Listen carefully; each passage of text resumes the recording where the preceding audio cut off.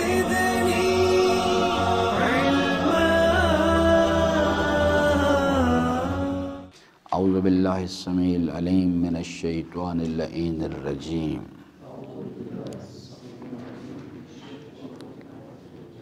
بسم اللہ الرحمن الرحیم. وما تکون فی شان وما تتلو منہ من قرآن ولا تعملون من عمل الا كنا علیکم شہودا اذ تفیضون فیہ وما یعزب عن ربک من مثقال ذرۃ فی الارض ولا فی السماء ولا اصغر من ذلک ولا اکبر الا فی کتاب مبین. صدق اللہ مولانا العظیم وصدق رسولہ الکریم وصلی اللہ علی سیدنا و نبینا محمد وآلہ الطاہرین. ربی اشرح لی صدری ویسر لی امری واحلل عقدۃ من لسانی یفقہوا قولی. حضرات محترم، اس آیہ وافی ہدایہ کا ترجمہ یہ ہے کہ اللہ تبارک و تعالیٰ ارشاد فرماتا ہے وما تکون فی شان. جیسا کہ میں نے گزشتہ گفتگو میں بھی عرض کیا کہ ان صاحب نے اس کا ترجمے میں بریکٹ میں لکھا اے نبی. یہ اس پہ کوئی شک نہیں کہ قرآن کریم کا پہلا خطاب تو سرور کائنات کے ساتھ ہی ہے، لیکن ان کے توسط سے یہ خطاب جو ہے تمام نسل آدم کے ساتھ آئے، یعنی ہدی للناس کے نقطے سے، پھر تمام صاحبان ایمان سے خطاب ہے ہدی للمومنین کے نقطہ نظر سے، اور یعنی تمام صاحبان تقوی سے خطاب ہے ہدی للمتقین کے نقطہ نظر سے. وہ تو اللہ تبارک و تعالیٰ ارشاد فرماتا ہے کہ وما آپ کسی بھی حالت میں ہوں، آپ یعنی کسی کیفیت میں ہوں زندگی کی، وما تتلو منہ من قرآن، اور قرآن کریم میں سے آپ کسی قسم کی بھی کوئی تلاوت آپ کسی وقت میں کسی کیفیت میں کوئی تلاوت آپ کر رہے ہوں. اور تیسرا شکل بیان فرمائیے ولا تعملون من عمل، اور زندگی کے کسی بھی عمل میں آپ مصروف ہوں الا كنا علیکم شہودا، جو اللہ تعالیٰ فرماتا ہے کہ میں آپ کے اوپر نگران ہوں، میں آپ کے اوپر گواہ ہوں اس چیز کے لیے. اذ تفیضون فیہ، جب آپ اس کے اندر مصروف ہوتے ہیں تو اس میں آپ کے ساتھ ساتھ ہوتا ہوں، آپ پر گواہ ہوں، آپ پر نگران ہوں. وما یعزب عن ربک من مثقال ذرۃ فی الارض، اور اس زمین و آسمان میں جو ولا فی السماء، زمین اور آسمان میں کوئی بھی چیز جو ہے ذرہ برابر یا اس سے بھی چھوٹی چیز یا اس سے ولا اصغر من ذالک ولا اکبر، یا اس سے بھی کوئی بڑی ہو الا فی کتاب مبین، وہ ایک باقاعدہ طور پہ ہمارے پاس ایک ریکارڈڈ حالت میں موجود ہے. کتاب مبین روشن کتاب کے اندر وہ چیز موجود ہے. کوئی چیز یعنی اللہ تعالیٰ سے چھپی ہوئی نہیں ہے، ہر چیز اس کے علم ہے، اس کے اوپر نگران ہے، اس کے اوپر حاضر خود گواہ ہے اس چیز کے. اب یہ ایک سوال ہے اس چیز کے لیے کہ یعنی اللہ تبارک و تعالیٰ یہ کیوں چاہتا ہے اس چیز کو، ہمیں یہ بات اس نے کیوں بتائی ہے، یعنی شریعت مقدس اسلام جو ہے یا اللہ تبارک و تعالیٰ یہ بات ہمیں اس سے کیوں آگاہی دے رہا ہے. انسان سازی کے پروگرام میں اس سٹیٹمنٹ کا کیا دخل ہے، یہ لیکن وہ ایک دیگر بحث ہے. فی الحال جو ہماری بحث ہے نماز کے حوالے سے، اللہ تبارک و تعالیٰ فرماتے ہیں کہ آپ کے یعنی اگر انسان حالت نماز میں اس چیز کے بارے میں یقین پیدا کر لے کہ ولا تعملون من عمل، آپ زندگی کے کسی بھی عمل میں مصروف اذ تفیضون فیہ الا كنا علیکم شہودا، تو یہ پہلی چیز ہے. اگر انسان جو ہے وہ نماز کو صحیح شکل میں صلاۃ الخاشعین جو ہے اگر وہ اس کی منزل کی طرف جانا چاہتا ہے، صرف صلاۃ تک اپنے آپ کو نہیں روکنا چاہتا، تو اس کے لیے لازم ہے اس نظریے سے آگاہی اور یقین. صرف آگاہی نہیں، اگر ہم اس آیہ مبارکہ کو یاد بھی کر لیں تو یہ وہ مطلوبہ نتیجہ برآمد نہیں ہوگا۔ یہ اللہ تعالیٰ کا اپنی مخلوق کے ساتھ کیا رابطہ ہے، یہ اس کی تفصیل بیان کی گئی۔ جب اس نظریے کا یقین جب انسان پیدا کرے گا، اب جس وقت وَلَا تَعْمَلُونَ مِنْ عَمَلٍ، اور اب وہ عمل کی طرف آئے گا نماز کی حالت میں، اور اس کو یہ معلوم ہوگا کہ امیر المومنین کا وہ فرمان کہ جب مصلی نماز پر آؤ تو حضور قلب کی شرائط کیا ہیں کہ اس یقین کے ساتھ آؤ کہ میں اپنے پروردگار کو دیکھتا ہوں۔ اگر ایمان کی شناخت معرفت کی وہ بلندی نہیں ہے تو کم از کم اتنا یقین انسان کے پاس ہونا چاہیے کہ میرا پروردگار، مولا فرماتے ہیں میرا پروردگار مجھے دیکھ رہا۔ یہ وہ چیز اللہ تعالیٰ نے خود بیان فرمائی ہے۔ اصل میں یہ تو قرآنی سٹیٹمنٹس ہیں ساری، یہ میرا پروردگار میرے اوپر نگران ہے، مجھ پر دیکھ رہا ہے، میرے ظاہر پر نگران ہے، میرے باطن پر نگران ہے۔ جب یہ انسان اس نظریے سے آگاہی اور اس کا یقین، میں بار بار اس پہ سٹریس دے رہا ہوں، زور دے رہا ہوں کہ اس کا یقین چاہیے، ورنہ جہاں تک آیہ مبارکہ کے بارے میں آگاہی کا مطلب ہے، تعلق ہے، تو وہ تو یعنی تمام حافظان قرآن جو ہیں ان کے پاس ذہن میں محفوظ ہے، لیکن اس آیہ مبارکہ کا جو مفہوم ہے اس کا یقین جو ہے، اللہ تعالیٰ نے 3 چیزیں بیان فرمائی ہیں اس میں۔ وما تکونوا فی شان، آپ کسی بھی حالت میں ہوں، خلوت میں ہوں، جلوت میں ہوں، کسی کام میں آرام کر رہے ہوں، کسی کام عمل میں مصروف ہوں، کسی بھی حالت میں آپ ہوں، یا دوسری چیز ہے یا آپ قرآن کریم کی تلاوت کر رہے ہوں، اس چیز کے لیے جو میں نے کل بھی عرض کیا کہ اس کے بھی مختلف مصادیق ہیں، یا زندگی کے کسی بھی عمل میں مصروف ہوں، الا کنا علیکم شہودا۔ یہ جو اس نظریے سے آگاہی اور اس کا یقین زندگی کے ہر لمحے میں انسان کے ساتھ رہنا چاہیے، اور بالخصوص حالت نماز میں امیر المومنین نے فرمایا کہ اس یقین کے ساتھ آؤ کہ میرا پروردگار میرے ساتھ ہے، مجھ پر نگران ہے، مجھ پر گواہ ہے، مجھے دیکھ رہا ہے۔ اس کے بعد پھر اور دوسری چیز حضرت نے فرمائی کہ اس یقین کے ساتھ نماز پڑھو کہ میری زندگی کی آخری نماز ہے، توبہ کرنے کا آخری موقع ہے، اس یقین کے ساتھ آؤ۔ اگر صلاۃ الخاشعین کی طرف جانا ہے تو یہ چیزیں امر لازم ہیں انسان کے پاس، ورنہ انسان صلاۃ ہوگی، اس پہ کلام نہیں ہے، لیکن صلاۃ الخاشعین نہیں ہوگی، اور جب صلاۃ الخاشعین نہیں ہوگی تو سورہ مومنون کی شرائط پوری نہیں ہوں گی، کیونکہ وہاں پہ پہلی شرط ہی صلاۃ الخاشعین کی ہے۔ اور دوسری چیز جو ہے، جو خطرے کی علامت ہے، وہ یہ ہے کہ بقیہ جو اعمال ہیں، یہ عن اللغو معرضون للزکوٰۃ فاعلون، وہ اس وقت وجود میں آتے ہیں کہ جب پیچھے صلاۃ الخاشعین کا رابطہ برقرار ہوتا ہے۔ اگر وہ رابطہ پیچھے ٹوٹ جائے گا تو اس کے نتیجے میں آگے باقی جو پریکٹیکل بیہیویئر کی پوری اللہ تعالیٰ نے داستان بیان فرمائی ہے، عن اللغو معرضون سے لے کے علی صلواتہم یحافظون تک، یہ خود بخود ختم ہو جاتا، ٹوٹ جاتا آگے سے، کیونکہ یہ جو صلاۃ الخاشعین ہے یہ اس پوری بلڈنگ کا بیس لائن ہے، اس کا پلر ہے، یہ الصلاۃ عمود الدین۔ یہ آگے دین کی تفصیلات، پریکٹیکل بیہیویئر کی تفصیلات آئی ہیں، تو اس لیے صلاۃ الخاشعین کے لیے یہ اس نظریے کا آگاہی نہیں بلکہ اس کا یقین چاہیے۔ پہلے ہم بحث ختم کر لیں، پھر میں آپ کی خدمت میں عرض کروں گا، کیونکہ شاید میں نے کل عرض کیا تھا کہ ہم اس کا یعنی ایمان کیسے حاصل کیا جائے، اگرچہ میں اس پر بہت ساری ہم باتیں کر چکے ہیں، لیکن پھر میں اس کی تکرار کروں گا اس چیز کے لیے کہ یہ کس طرح سے اس کو حاصل کیا جا سکتا ہے۔ لیکن پہلے بات مکمل کر رہے ہیں۔ دوسری آیہ کریمہ جو ہے وہ میں نے آپ کی خدمت میں عرض کی، یہ تو ایک یعنی اس کے لیے ایک چیز، میں نے 2 کیفیات آپ کو عرض کی تھی، ایک یہ اور دوسری کون سی ہے؟ سورہ مبارکہ ملک،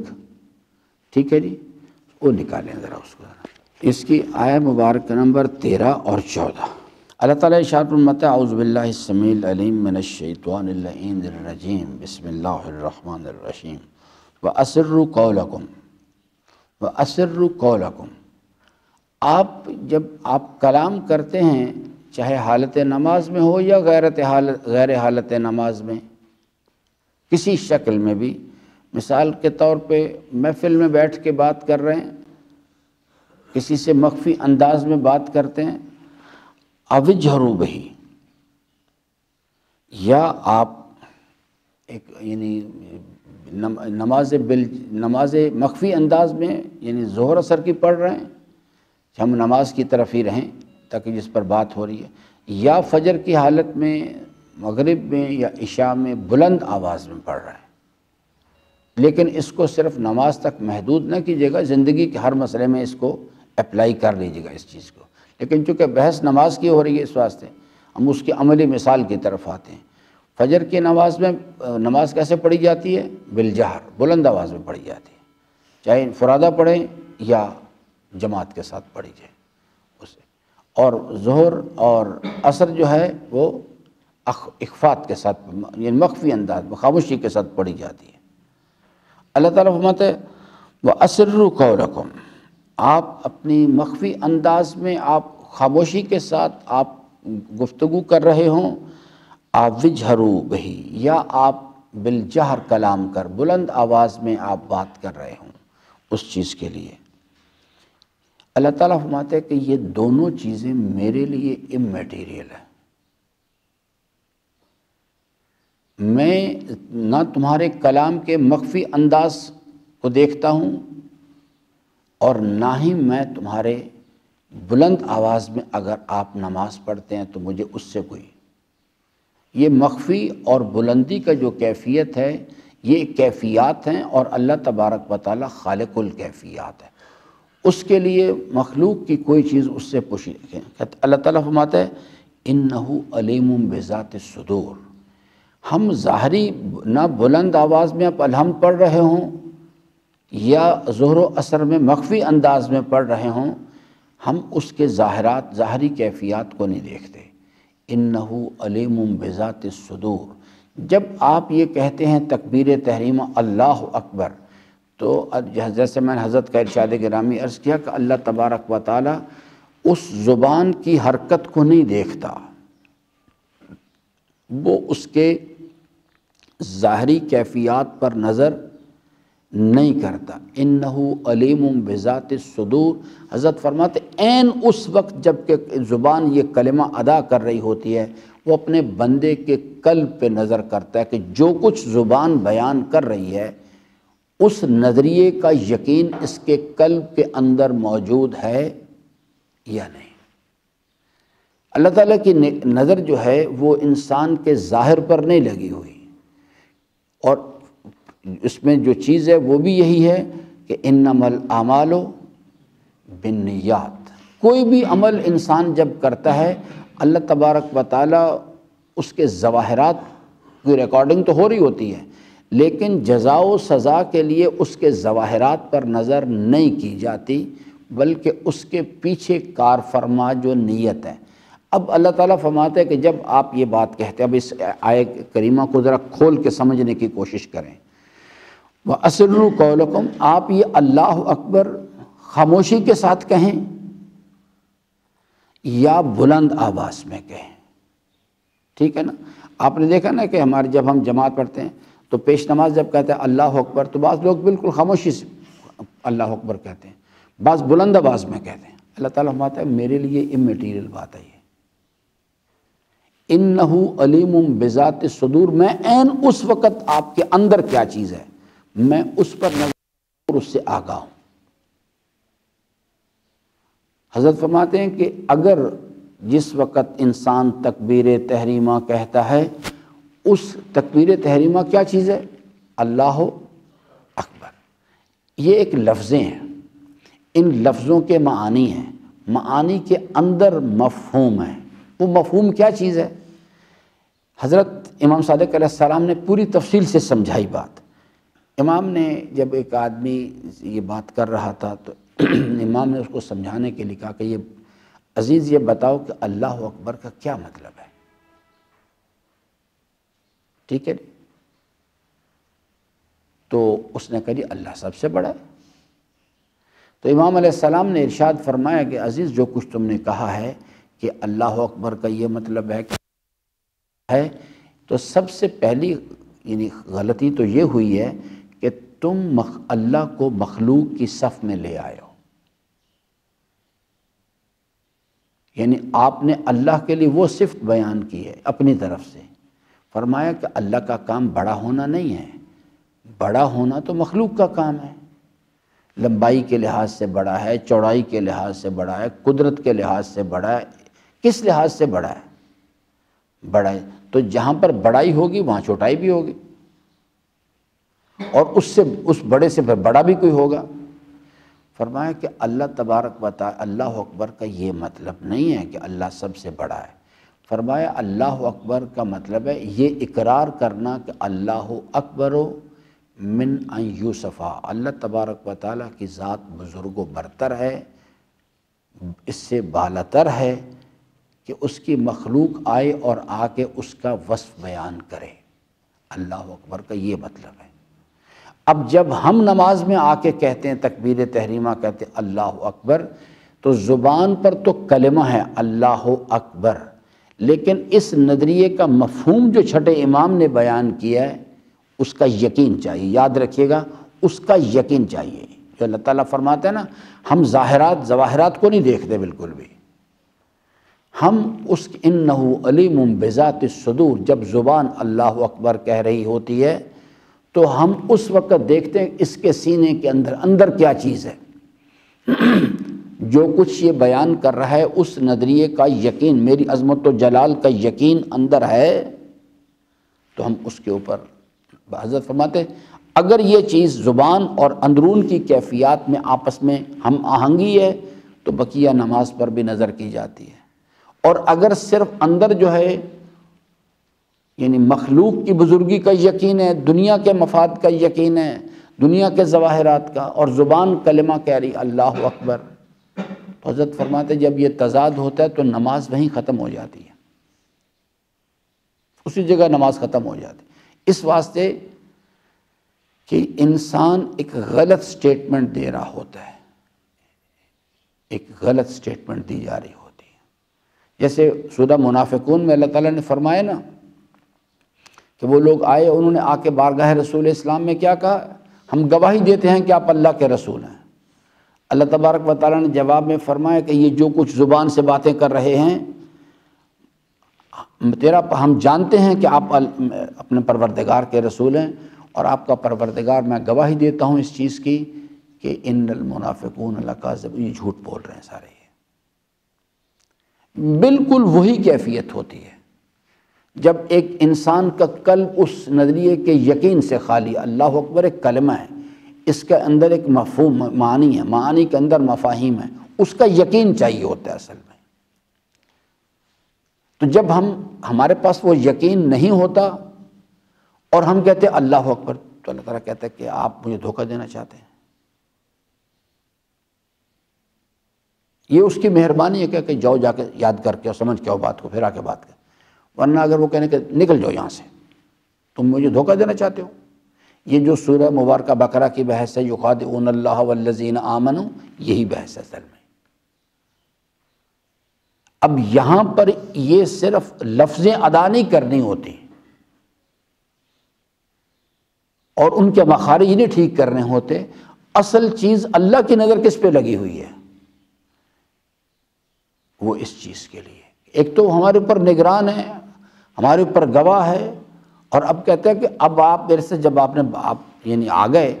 تو آپ اس چیز کا جو کچھ آپ بیان کر رہے ہیں آپ کو اچھی طرح کہتا ہے میرے لیے نماز بالجہر پڑھیں، تکبیر تحریمہ بلند آواز میں کہیں یا مخفی انداز میں خاموشی سے کہیں، اممیٹیریل میرے لیے بات ہے۔ انہ علیم بذات الصدور، میری نظر اندر لگی ہوئی ہے، میں اس چیز کو دیکھتا ہوں کہ یہ جو اللہ اکبر کا کلمہ، اگلی سٹیٹمنٹ کیا ہے، الحمدللہ رب اس یہ لفظیں ہیں، ان لفظوں کے معانی ہیں، معانی کے اندر مفہوم ہے، اور وہ مفہوم جو ہے اس کا یقین چاہیے۔ جب اس آیہ کریمہ کو میں اپنی ذات کی طرف کر کے پڑھتا ہوں، اللہ سے بات کرتا ہوں، تو میں کہتا ہوں اردو زبان میں عرض کروں، میرے مالک میں تیری بارگاہ میں اقرار بھی کرتا ہوں، اعلان بھی کرتا ہوں، گواہی بھی دیتا ہوں، میرے پاس کوئی کمال ذاتی نہیں، سب کچھ تیرا دیا ہوا ہے۔ اس کا یقین چاہیے ہوتا ہے، اس نظریے کا یقین، یہ ہے اس آیہ کریمہ کا مطلب، کہ آپ الحمدللہ رب العالمین کا کلمہ یا اللہ اکبر کا کلمہ آپ بلند آواز میں پڑھ لیں یا مخفی انداز میں خاموشی کے ساتھ اسے ادا کریں، میرے لیے یہ چیز امیٹیریل ہے بالکل۔ انہ علیم بذات الصدور، میں اندر جو کچھ تمہارے سینوں کے اندر جو خیالات گردش کر رہے ہیں، جن نظریات ہیں، میں اس کو دیکھتا ہوں کہ جو کچھ یہ کہہ رہا ہے اس نظریے کا یقین بھی اس کے پاس ہے یا نہیں۔ اللہ تعالیٰ فرماتا ہے الا یعلم من خلق، کیسے کتنے نادان ہو تم لوگ، اپنے اس پروردگار کے بارے میں تمہارا تو وجود ہی، هل اتى علی الانسان حین من الدہر لم یکن شیئا مذکورا انا خلقنا الانسان من نطفۃ امشاج، تمہارا تو وجود ہی کہیں نہیں تھا، میں نے آپ کو عدم سے وجود بخشا، الذی خلق فسوی قدر فہدا، میں نے آپ کو وجود بخشا، میں نے آپ کا ناک نقشہ درست کیا، آپ کی تقدیر معین کی۔ تو اللہ تعالیٰ فرماتا ہے کہ الا یعلم من خلق، آپ اس پروردگار کے بارے میں یہ سمجھتے ہیں کہ آپ زبان سے کہیں گے اللہ اکبر اور ہم سمجھ جائیں گے کہ یہ اللہ اکبر کہہ رہا ہے؟ کیا اس پروردگار کے بارے میں تم نے یہ نظریہ قائم کر لیا کہ وہ نہیں جانتا اس چیز کو؟ ہمارے لیے یہ تمہاری باتیں جو ہیں، چاہے آپ تکبیر تحریمہ بلند آواز میں کہیں یا مخفی انداز میں کہیں، اممیٹیریل باتیں ہمارے لیے یہ۔ انہ علیم بذات الصدور، میں تمہارے اندر کو دیکھتا ہوں، اس چیز کو جو حضرت نے فرمایا نا کہ اس چیز کو، یعنی زبان جب یہ کلمات کہے تو قلبی یقین اس کا چاہیے اس چیز کے لیے، جو امام نے فرمایا کہ نماز کے لیے کیا ہے، میرا رب، میں اپنے پروردگار کو دیکھتا ہوں۔ اگر یہ یقین نہیں، ایمان کی یہ بلندی نہیں، تو کم از کم اتنا یقین تو چاہیے جو سورہ یونس میں بیان کیا گیا ہے۔ اور پھر فرمایا کہ جب اگر تم اس یقین کے ساتھ بھی آ جاؤ تو میں ظاہری کلام کو نہیں دیکھتا بالکل بھی، میں جو تمہارے سینوں کے اندر جو خیالات گردے، اس نظریے کا یقین چاہیے ہوتا ہے۔ اور پھر اللہ تعالیٰ فرماتا ہے بڑی عجیب بات ہے، تم نے اپنے پروردگار کو پہچانا ہی نہیں ہے۔ اسی واسطے کہا کہ اول الدین معرفت ہو،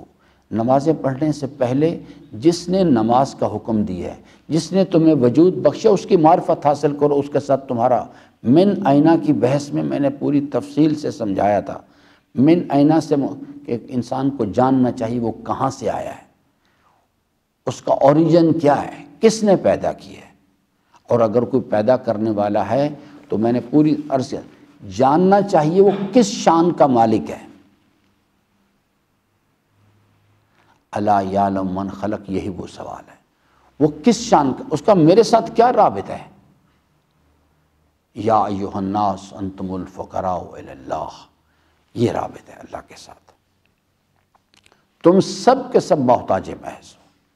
تمہارے پاس کوئی کمال ذاتی نہیں، سب کچھ میرا دیا ہوا ہے۔ تو اللہ تعالیٰ فرماتا ہے الا یعلم من خلق، کیا تم یہ یعنی اس چیز سے یعنی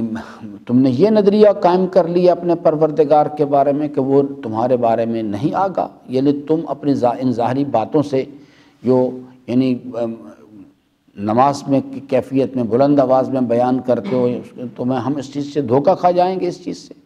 اللہ تعالیٰ فرماتا ہے کہ یہ غلط نظریہ، آپ نے غلط گمان کر لیا، ایسی کوئی چیز نہیں۔ اللہ تبارک و تعالیٰ جو ہے وہ تمہارا خالق و مالک و حاکم ہے، تمہیں پیدا کرنے سے پہلے جانتا تھا کہ تمہارا انجام کیا ہونے والا ہے۔ وَهُوَ اللَّطِيفُ الْخَبِيرُ، اور وہ لطیف و خبیر پروردگار ہے، کل جزوی طور پر میں اس مسئلے پر لطیف سے کیا مراد ہے، یعنی لطیف ایک کیفیت ہے، خدا اللہ تبارک و تعالیٰ جو ہے وہ خالق الکیفیات ہے، کل اس پر بات کریں گے اس چیز کے لیے۔ آج کی گفتگو کو خلاصہ کر لیں کہ دو چیزیں جو ہیں اگر جمع ہو جائیں گی تو نماز وجود میں آ جائے گی۔ جسے قرآن کریم میں فلاح و کامیابی کے لیے جو نماز شرط لگائی گئی ہے، اور پھر نماز ایک راز الہی ہے، یاد رکھیے گا، پہلی شرط بھی نماز ہے اور آخری شرط بھی نماز ہے۔ الذین هم فی صلاتہم خاشعون عن اللغو معرضون للزکوٰۃ فاعلون لفروجہم حافظون لعہدہم واماناتہم راعون، اور آخری شرط کیا ہے؟ علی صلواتہم یحافظون۔ تو یہ نماز جو ہے اس کو اگر انسان ٹھیک کرے گا تو اس صورت میں ٹھیک ہوگی کہ یہ دو چیزیں جو ہیں یہ وجود میں آ جائیں۔ اگر یہ وجود میں آئیں گی تو پھر انسان جو ہے وہ صورتحال کو ٹھیک کرنے میں کامیاب۔ اللہ تعالیٰ سے امیدوار ہوں کہ اللہ تبارک و تعالیٰ ہم سب کو قرآن کریم کو پڑھنے، سمجھنے اور اس کے فرامین پر عمل پیرا ہونے کی توفیق عطا فرمائے۔ درود پڑھ لیں محمد و آل محمد۔